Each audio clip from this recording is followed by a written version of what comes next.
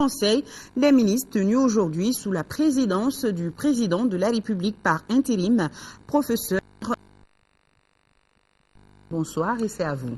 Merci, bonsoir Niania, mesdames et messieurs, bonsoir. Au chapitre des mesures réglementaires, sur le rapport du ministre du Travail, de la Fonction publique et des relations avec les institutions, le Conseil des ministres a adopté un projet de décret portant création, organisation et modalités de fonctionnement de la commission de dialogue et réconciliation. Dans le cadre de la recherche d'une paix durable et de la réconciliation nationale, la feuille de route pour la transition approuvée par l'Assemblée nationale le 29 janvier 2013 a prévu la création d'une commission de dialogue et réconciliation en vue de faciliter la recherche des voies et moyens susceptibles de sortir notre pays des crises récurrentes. Le projet de décret adopté consacre la création de cette commission pour une durée de 2 ans. La commission de dialogue et réconciliation a pour mission de rechercher par le dialogue la réconciliation entre toutes les communautés maliennes. À ce titre, elle est chargée, entre autres, de recenser les forces politiques et sociales concernées par le processus de dialogue et de réconciliation, d'identifier les groupes armés éligibles au dialogue conformément à la feuille de route pour la transition, d'enregistrer les cas de violation des droits de l'homme commis dans le pays au début des hostilités jusqu'à la conquête totale du pays, de proposer les moyens de toute nature susceptibles de contribuer à surmonter les traumatismes subis par les victimes, d'identifier et de faire des propositions pour la réalisation des actions destinées à renforcer la cohésion sociale et l'unité nationale. Constituée de façon inclusive de toutes les composantes de la nation et de tous les acteurs de la crise, la commission de dialogue et réconciliation sera placée auprès du président de la République. Sur le rapport du ministre de la Justice, garde des Sceaux, le Conseil des ministres a adopté un projet de décret pour acquisition de la nationalité malienne par voie de naturalisation. Conformément aux dispositions de la loi portant code des personnes et de la famille, la nationalité malienne est accordée par voie de naturalisation aux personnes suivantes. Messieurs Daher Assoumani Diaotombo, né à Befelatanama, République de Madagascar.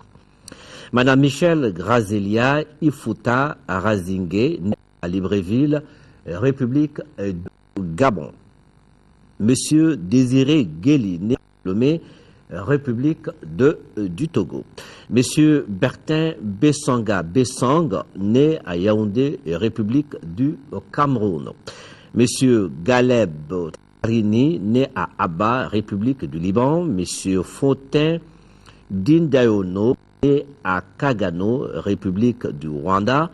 M. Maurice Kopé, né à Dakar, République du Sénégal. M. Jean-François Edoké, né à Yaoundé, République du Cameroun.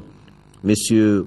Rui Kamel Reda, né à Rarié, République du Liban. Madame Rui Fatme Gassan, né à Rairé, République du Liban. Monsieur Mohamed Lamine Haïtouti, né à Alger, République algérienne.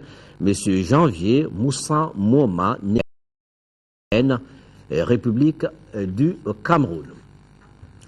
Au chapitre des mesures individuelles, le Conseil des ministres a procédé aux nominations suivantes. Au titre du ministère de l'Administration territoriale, de la décentralisation et de l'aménagement du territoire, directeur général du Centre de formation des collectivités territoriales, Madame Koulibaly Thérèse Nanouma Samake, planificateur, directeur de cabinet du gouverneur de la région de Gao, Monsieur Adama Kansai, administrateur civil, directeur de cabinet du gouverneur de la région de Kidal, M. Mamadou Thiam, administrateur civil, conseiller aux affaires administratives et juridiques du gouverneur de la région de Kaï, M. Intala Ag Ersil, administrateur civil, conseiller aux affaires administratives et juridiques du gouverneur de la région de Kidal, M. Mamoutou Baladambélé, administrateur civil. Conseiller aux affaires administratives et juridiques du gouverneur du district de Bamako, M. Seydou Khalifa Traoré, administrateur civil. Conseiller aux affaires économiques et financières du gouverneur de la région de Gao, M. Ibrahim Arbankana, ingénieur de la statistique. Conseiller aux affaires économiques et financières du gouverneur du district de Bamako, M. Barou Guindo, ingénieur de l'agriculture et du génie rural. Préfet du cercle de Kita, M. Sekou Samake, administrateur civil. Préfet du cercle de Yelimane, M. Daniel Dambélé, administrateur civil. Préfet du cercle de Koulikoro, M. Marc Darara, administrateur civil. Préfet du cercle de Bankas, M. Sekou Amadou Denon, administrateur civil. Préfet du cercle de Koro, M. Adama Koulibaly, administrateur civil. Préfet du cercle de Nyafunke, M. Alusene M. Maïga, administrateur civil. Préfet du cercle de Bourem, M. Issakone, administrateur civil. Au titre du ministère des Mines, directeur de l'autorité pour la promotion de la recherche pétrolière au Mali, M. Lamine Alexis Dambélé, ingénieur de l'industrie et des mines. Au titre du ministère du Logement, des Affaires foncières et de l'urbanisme, conseiller technique, M. Jacques Sissé, inspecteur des impôts, directeur général de l'Office malien de l'habitat, M. Modibo Kadjoke, juriste. Au titre du ministère de la Communication, chargé des missions, Mme Oumou Berté, administrateur des arts et de la culture. Nana Aliou. Merci, Ibrahima Jomele. Merci. Et je vais revenir plutôt sur ce projet de décret portant création de la commission Dialogue et Réconciliation qui a été adopté en Conseil de ministres à l'intention des médias. Le ministre du Travail, de la fonction publique et des relations avec les institutions anime avec le directeur de cabinet de la primature une conférence de presse demain jeudi à 15h dans la salle de conférence de son département. Et nous allons poursuivre ce journal avec ce message de condoléances du professeur Djonkouda Traoré, président de la République par intérim suite au décès du président du Venezuela, Hugo Rafael Chavez. Le président de la République, le professeur Djonkouda Traoré, a appris avec tristesse et émotion le décès le mardi 5 mars 2013 du président de la République bolivarienne du Venezuela, M. Hugo Rafael Chavez. À cette douloureuse circonstance, le président de la République adresse ses condoléances les plus attristées au gouvernement et au peuple vénézuélien. Le président de la République, le gouvernement et le peuple du Mali s'associent au deuil qui frappe le Venezuela et prient pour le repos éternel de l'âme de l'illustre disparu. Le Mali garde du président défunt l'image d'un leader charismatique et un infatigable artisan de l'amitié et de la solidarité sud-sud. Les Maliens se souviennent encore de la visite mémorable que le président Chavez a effectuée dans notre pays en août 2006 et qui a permis de renforcer les bases de la coopération très prometteuse entre la République bolivarienne du Venezuela et notre pays. Cette coopération s'est matérialisée, entre autres initiatives, par la construction de logements test dans la banlieue est de Bamako, à Niamana, appelé communément Venezuela. Daigne Allah le Tout-Puissant et le Miséricordieux l'accueillir à son paradis. Amen. Signé professeur Djonkouda Traoré, président de la République par intérim. Oui, le président vénézuélien Hugo Chavez n'est plus. Le cancer a eu raison du chantre de l'anti-impérialisme. Âgé seulement de 58 ans, en 14 ans de pouvoir, il a transformé le Venezuela sur le plan international. Il a redonné un nouveau souffle à la solidarité latino-américaine. Les messages de compassion fusent à travers le monde. Cuba a décrété un deuil national de 3 jours et le Brésil salue le courage du commandante. Aujourd'hui, 5 mars, le commandant président Hugo Chavez est mort. Un vice-président en larmes et un pays sous le choc. Ce matin, le Venezuela s'est réveillé en deuil. Les partisans du défunt président Hugo Chavez pleurent leur guide, celui qu'ils appelaient El Comandante.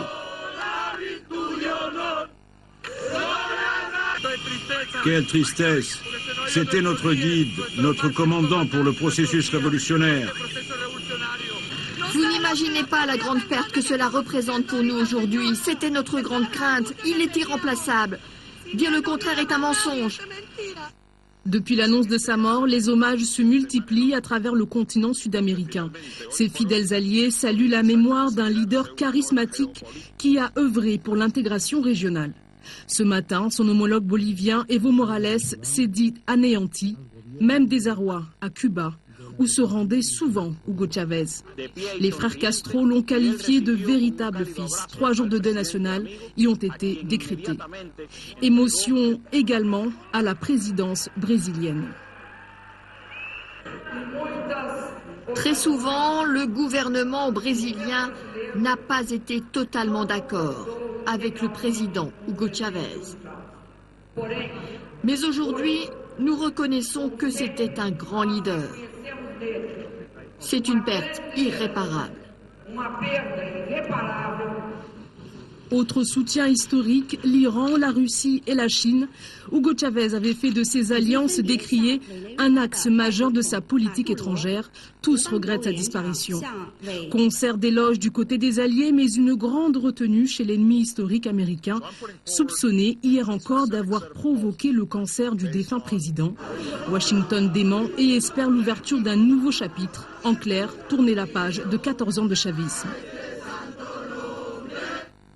Les autorités vénézuéliennes ont annoncé qu'une élection présidentielle serait organisée dans un délai de 30 jours. Et ici au Mali, l'ambassade de la République bolivarienne du Venezuela informe qu'un registre de condoléances sera ouvert à partir du jeudi 7 au vendredi 15 mars 2013 de 10h à 17h à l'ambassade sise à Badalabougou Ouest près du Palais de la Culture.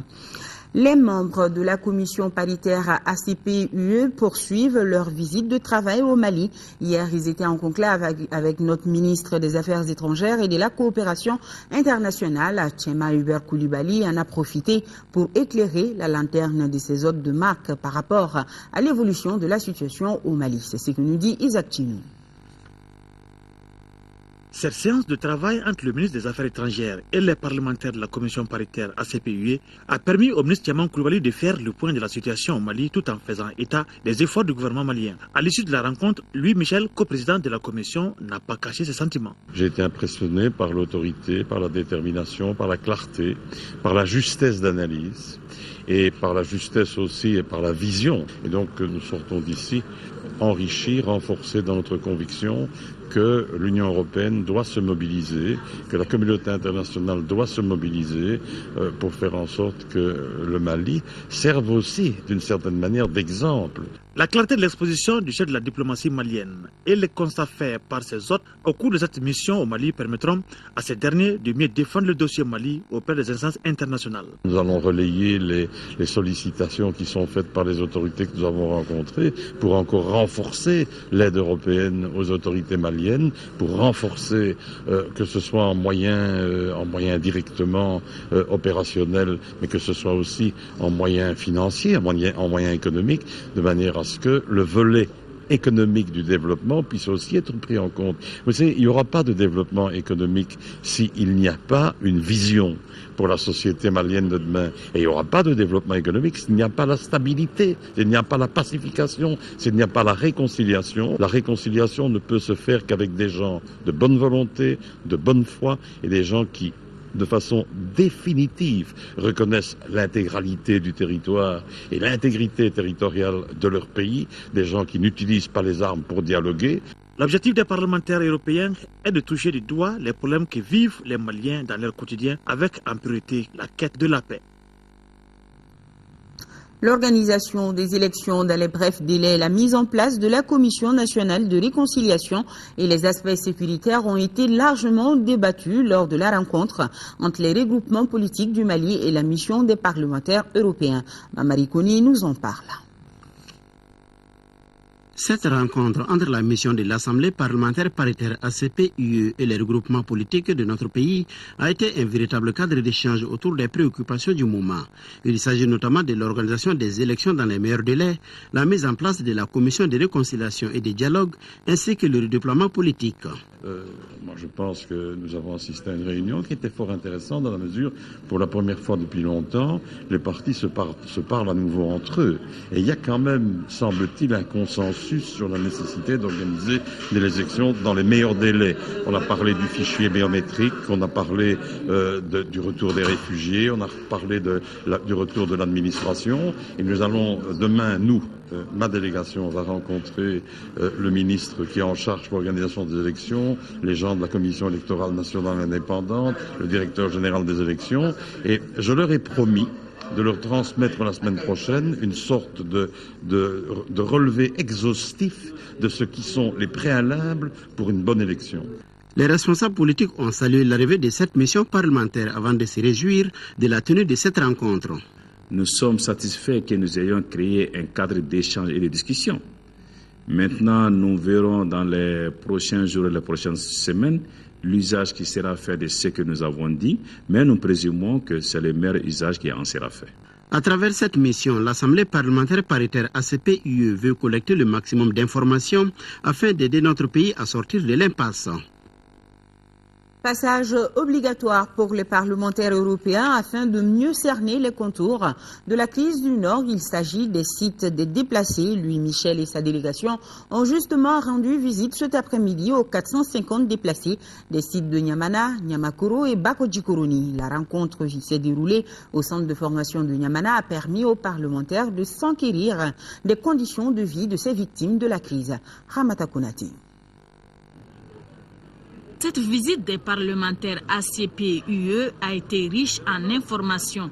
Informations sur les effets de la crise du Nord et les conditions de vie des populations déplacées. Au dire du directeur national du développement social, ils sont au nombre de 208 000 réfugiés maliens et environ 158 000 déplacés vivant à l'intérieur du pays.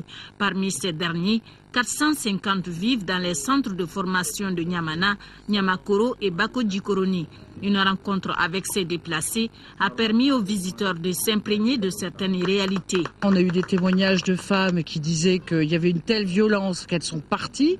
Et ici, elles ont reçu un accueil par rapport au gouvernement actuel du Mali et par rapport à toute l'aide internationale. Leur espoir, c'est de revenir sur leur terre.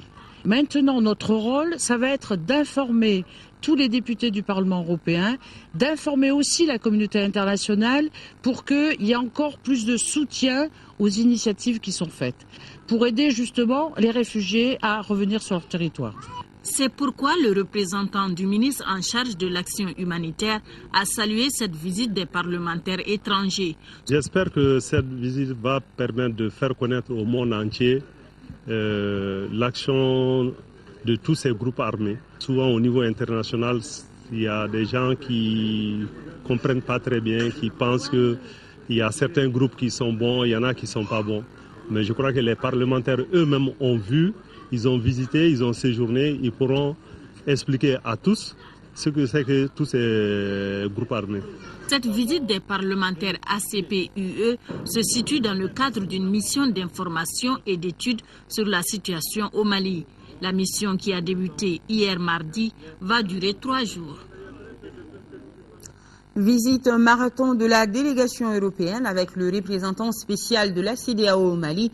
Il a été question de la situation socio-politique et économique. La délégation s'est aussi rendue à l'Assemblée nationale pour un déjeuner à Guibou Koulibaly. Après la rencontre des parlementaires Afrique, Caraïbes, Pacifique, Union européenne avec leurs homologues du Mali, c'était le tour de la représentation spéciale de la commission de la CEDEAO au Mali d'être reçue par la mission. Au menu des échanges, la situation politico-sécuritaire au Mali, l'organisation des élections prochaines. Quels sont les moyens que l'Union européenne peut mettre à la disposition du Mali pour encore renforcer la mission de la France et d'autres partenaires dans la lutte contre le terrorisme? On a parlé des élections. Est-ce qu'il faut faire des élections? Est-ce qu'on a le temps d'organiser de bonnes élections pour juillet? Nous pensons que oui.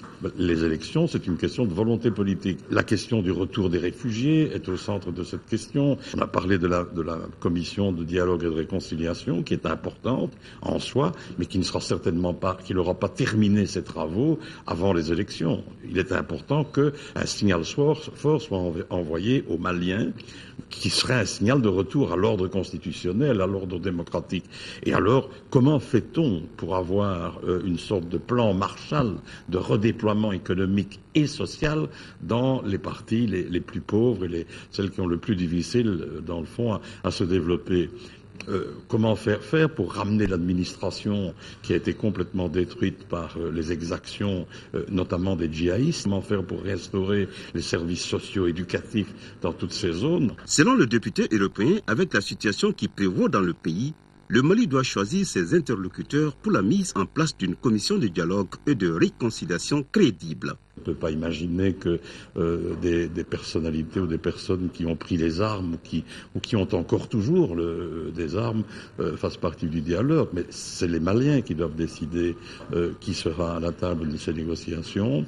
Nous pensons qu'il faut aussi que ce dialogue se passe sur le terrain, au niveau régional, local. Après la rencontre de Louis Michel avec le représentant spécial de la commission de la CEDEAO au Mali, le président de l'Assemblée nationale du Mali et ses hôtes se sont retrouvés autour d'un déjeuner, certainement pour prolonger les échanges sur des questions d'intérêt commun. La MISMA a tenu aujourd'hui sa traditionnelle conférence de presse pour informer l'opinion nationale et internationale sur l'évolution de la situation dans notre pays. L'une des principales informations, c'est la rencontre des chefs d'état-major de la CEDEAO le 8 mars prochain pour l'intégration de la République du Tchad à la MISMA et la transformation de la MISMA en casque bleu. Mamadou Bagayugo, les détails. Une conférence de presse sans détour. Le porte-parole de la MISMA a tout de suite tenu à rassurer que les troupes tchadiennes et françaises combattent avec la même détermination à Kidal. À la question de savoir pourquoi les autres contingents de la MISMA ne sont toujours pas à Kidal, la réponse du porte-parole de la MISMA est très claire. Ce n'est pas tout d'aller à Tessalite ou à Kidal. Il faut assurer les arrières.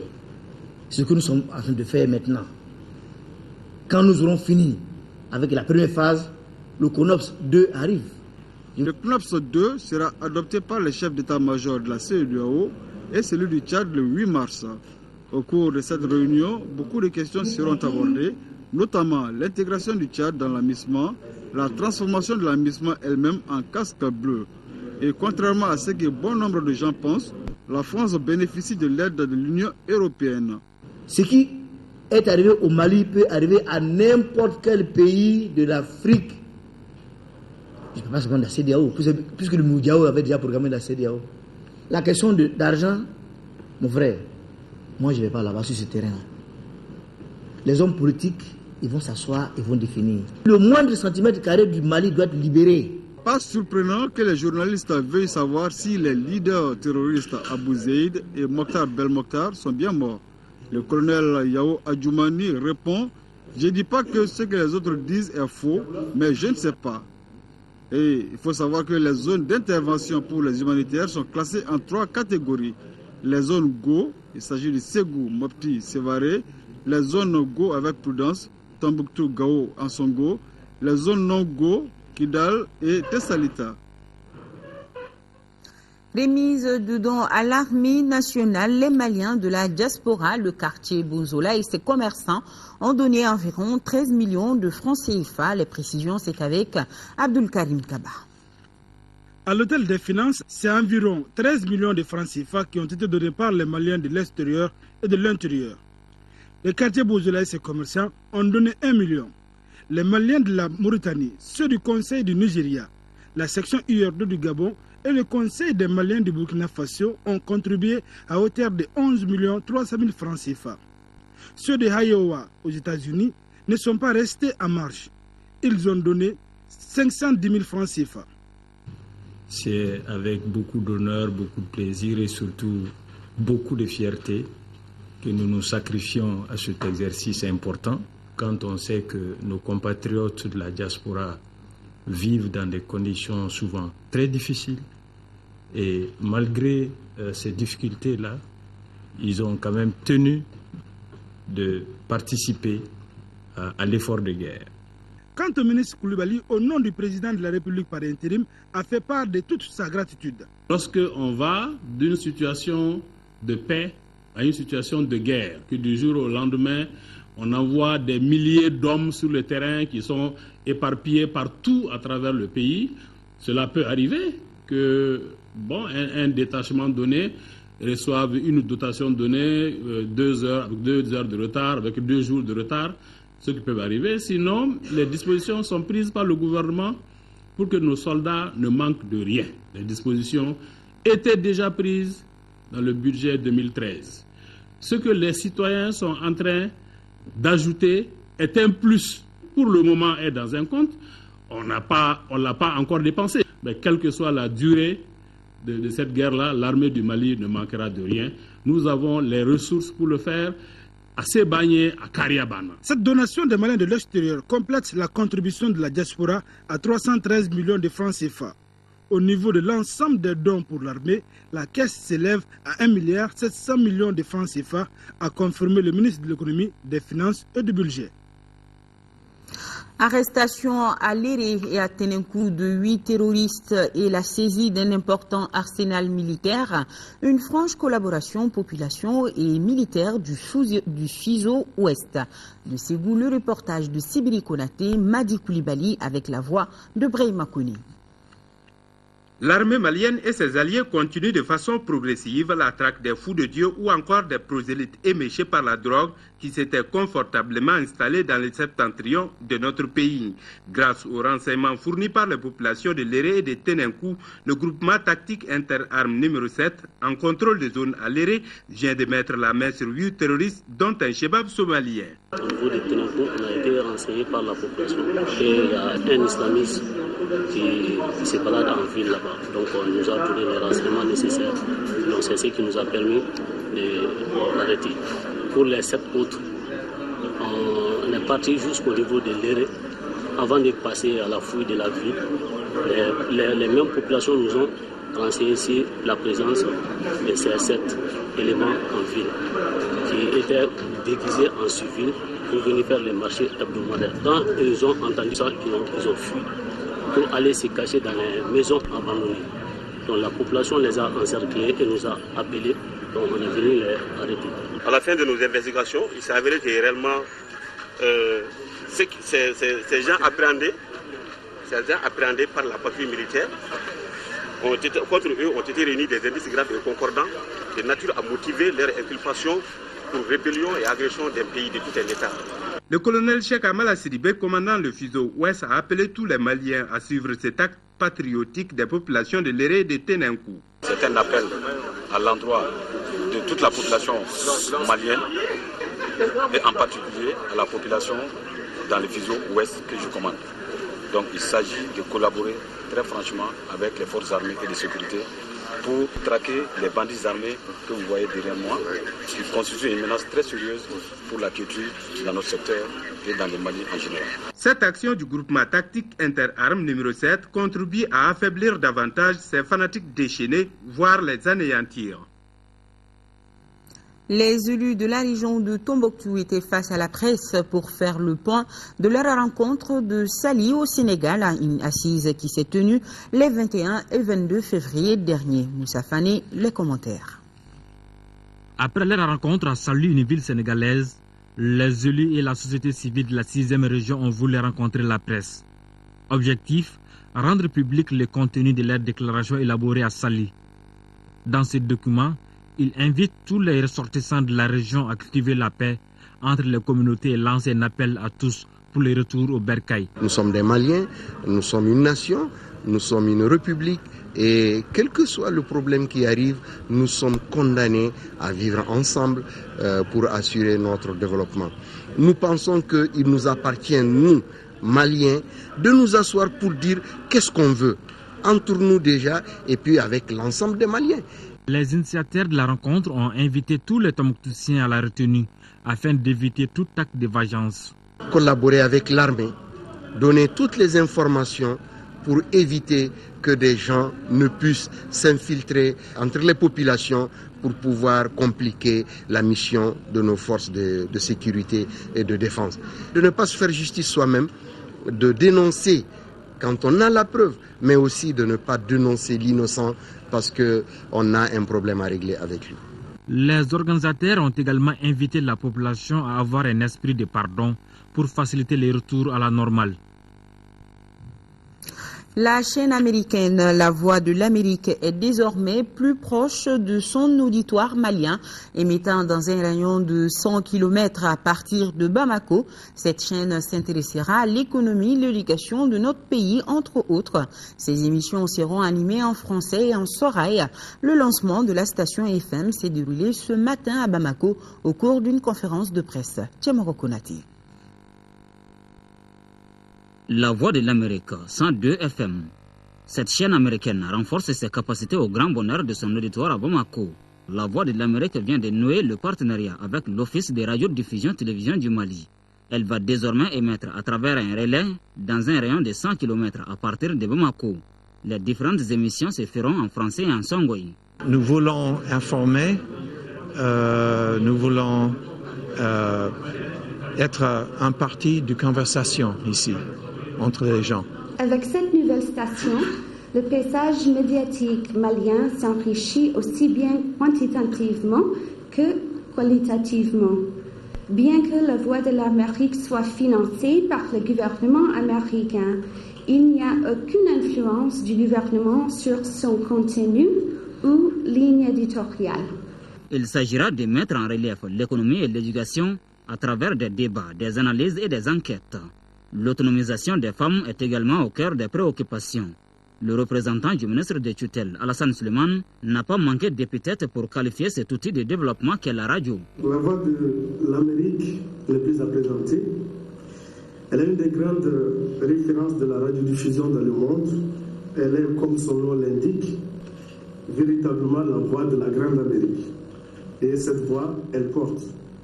Elle porte loin depuis ses quartiers à Washington jusque sur les sables fins et les savanes arborées du Sahel malien.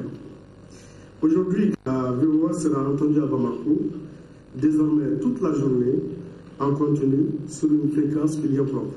Le département des tutelles fonde beaucoup d'espoir sur cette chaîne pour l'organisation des prochaines élections. Et après ce lancement, le ministre de la Communication, porte-parole du gouvernement, Manga Dambélé, a reçu cet après-midi une délégation de la Voix de l'Amérique conduite par son directeur David Esson. La délégation était venue échanger avec le chef du département de la communication sur le lancement de la station FM de la Voix de l'Amérique. Le ministre Dambélé a assuré ses interlocuteurs de la totale disponibilité des autorités nationales à les accompagner pour la réussite des différents projets.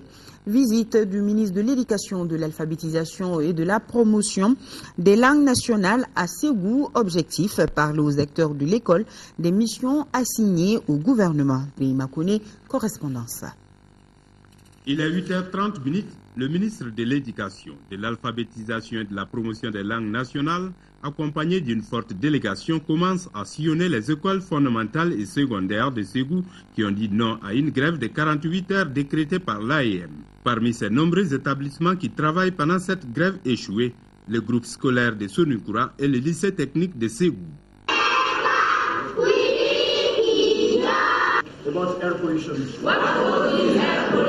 Autres établissements visités, ce sont l'Institut de formation des maîtres, l'école pour la formation des éducateurs préscolaires, l'école maternelle de Sébougou et le lycée privé ICRA.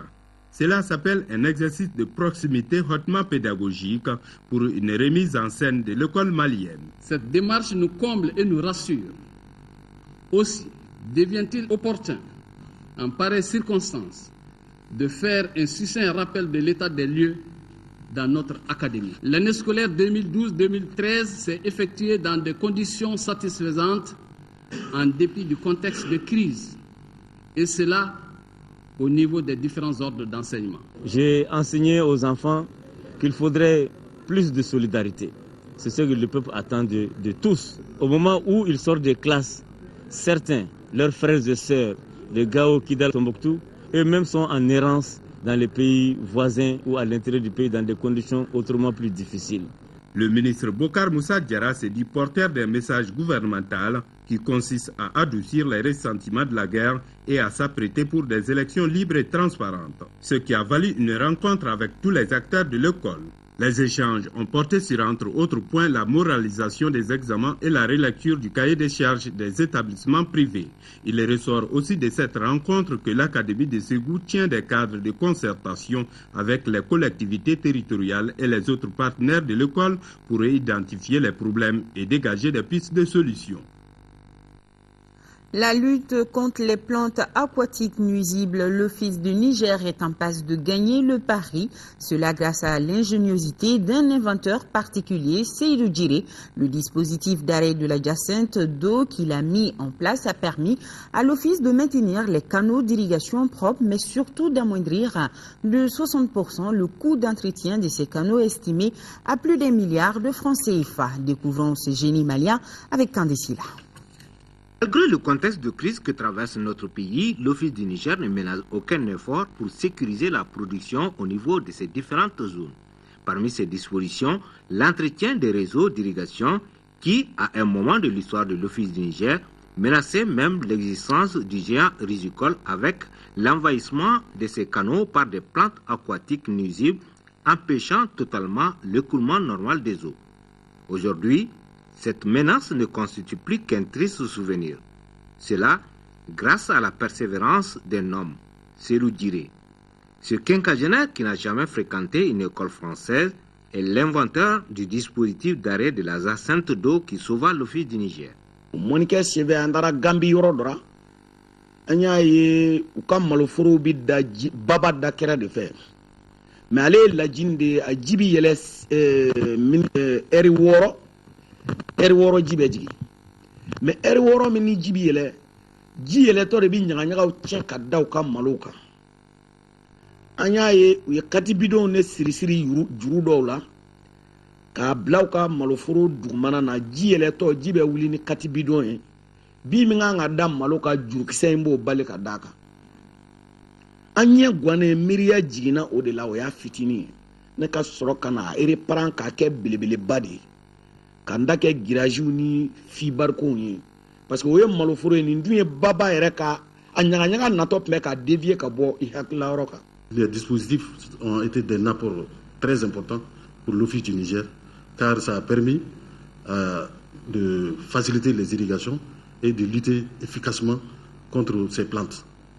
Au départ, l'Office pouvait mettre 1,2 milliard chaque année dans l'entretien et de nos jours ça ne dépasse pas 400 millions. Aujourd'hui, l'entreprise Danaya qu'il dirige emploie 38 personnes salariées permanentes et 200 à 400 personnes travailleurs saisonniers. Voilà, Seydou Djiré est à féliciter et à encourager. Les coordinateurs régionaux et techniciens du système d'alerte précoce sont à conclave à Bamako. C'est à la faveur d'une réunion technique d'évaluation de la campagne agricole 2012-2013. Reportage Fademba Keita. Selon les techniciens du système d'alerte précoce SAP, le déficit pluviométrique 2011-2012 a fait près de 5 millions de malnutris dans notre pays.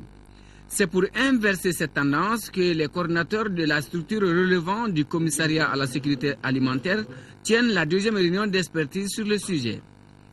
Occasion pour eux de discuter et d'adopter les résultats définitifs des différents systèmes de production, l'évolution probable des prix des céréales. Cette campagne 2012-2013 s'est déroulée dans des conditions agroclimatiques suffisamment favorables.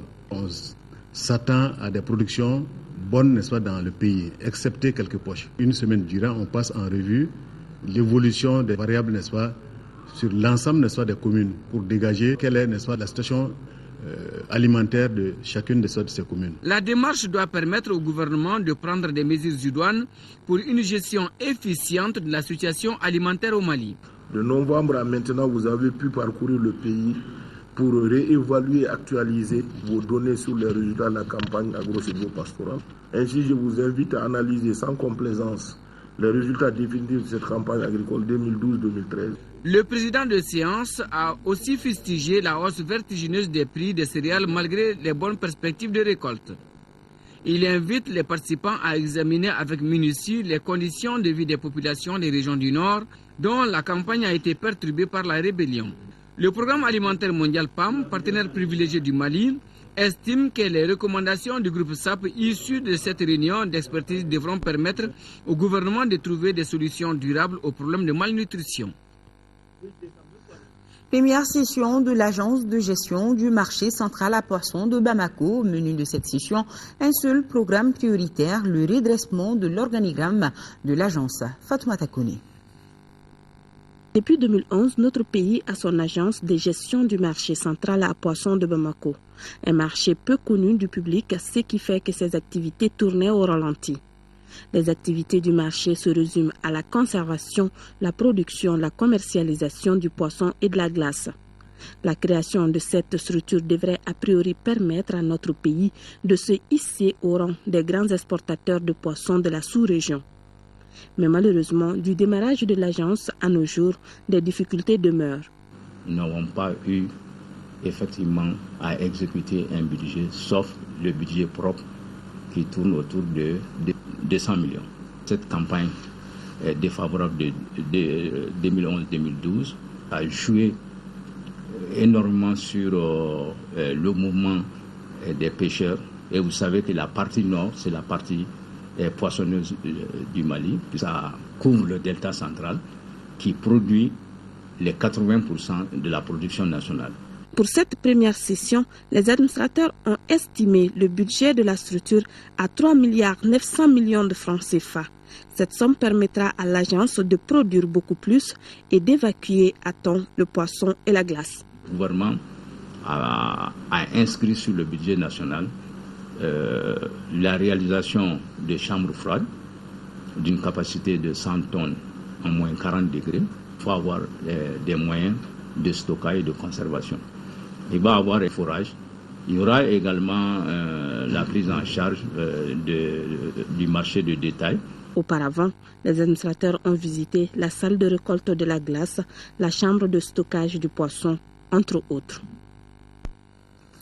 11 ingénieurs conseils ont prêté serment ce matin à la cour d'appel de Bamako. Les ingénieurs conseils ont pour mission d'assurer la sécurité dans les domaines du bâtiment, des travaux publics et des travaux particuliers. Après cette prestation de serment, à la cour d'appel de Bamako, présidée par Moussa Sarra Diallo, qui les a donc renvoyés dans l'exercice de leurs fonctions. Prestation de serment ce matin de 11 ingénieurs conseils. C'était à la cour d'appel de Bamako. Voilà. À présent, place à notre dossier de ce journal, qui est d'ailleurs le premier d'une série consacrée au 8 mars, Journée internationale de la femme. Ce soir, nous allons à la rencontre des femmes orpailleuses. L'exploitation traditionnelle de l'or place ces braves femmes au début et à la fin du traitement de ce métal précieux, tant convoité sur les marchés internationaux et très aimé par les femmes, surtout maliennes. Suivons Fanta Sangaré qui nous amène sur les sites de Kenyeba et de Kangaba. Au Mali, les femmes occupent une place de choix dans l'orpaillage, forme traditionnelle de production d'or. Elles sont au début et à la fin du traitement de ce métal précieux à Tabakoto, Kenyeba et Danga dans la commune rurale de Nouga à Kangaba. Les femmes pratiquent cette activité pour subvenir à leurs besoins quotidiens et aux besoins de la famille.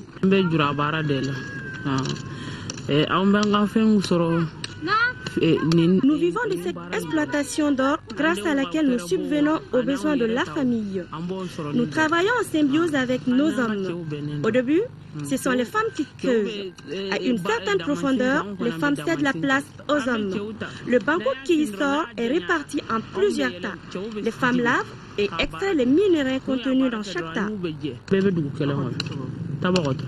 Elles sont là aussi pour transporter le minerai vers les lieux de lavage, activité qui leur est essentiellement réservée. Le processus d'extraction lui-même est un travail à la chaîne. Les femmes assistent les hommes dans l'extraction du minerai des puits creusés par ceux-ci. Elles tirent le banco du puits. Dans ce cas, sur 10 seaux, le 10e leur revient de droit. Ici, le gain devient une question de chance pour elles. Je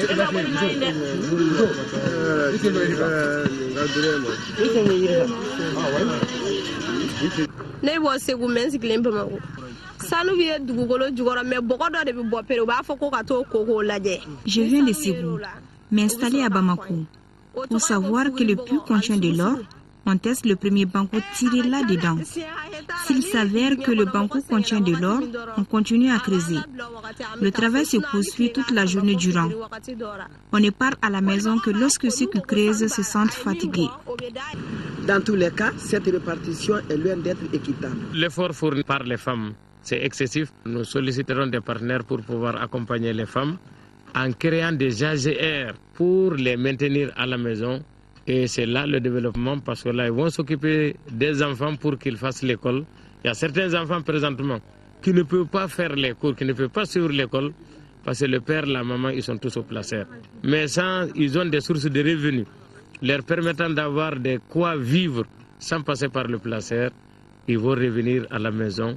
Et le développement, c'est un instant qu'il sera global. Si de nos jours, l'orpaillage profite à beaucoup de femmes, son exploitation en toute saison doit être réglementée par les autorités du pays. Créer d'autres sources de revenus pour celles-ci leur permettra d'éviter la déperdition scolaire des enfants. Voilà, un dossier signé Fanta Sangaré. Et la rédaction vous propose demain aussi un autre sujet, 8 mars. Il sera essentiellement axé sur les femmes déplacées, leur quotidien avant, pendant et après la guerre dans les différentes régions qui étaient sous occupation. Un document à ne pas rater. C'est un clin d'œil de la rédaction pour marquer sa solidarité avec les femmes du monde, particulièrement avec celles du Mali. Et ce numéro spécial, mars, du journal Wati, sera demain jeudi dans les kiosques, un numéro qui parle du rôle de la femme dans la consolidation de la paix au Mali. Il met en ligne les actes posés par les femmes. Numéro spécial mars du journal Wati, demain dans vos kiosques. Voilà. Point final à ce journal. À suivre après la météo, un reportage sur les activités du Bureau de restructuration et de mise à niveau des entreprises. Démarré en 2005, ce programme entame sa deuxième phase pour 3 ans avec 200 entreprises. C'est une réalisation de Sira Bachiri. Et pour l'information, demain, retrouvez Amara Malidjalo à 20h. Mais avant cela, les éditions matinales vous seront présentées par Assata Ibrahim Maïga. Bonsoir et grand merci à vous qui nous regarde du Canada. Bonsoir à tous.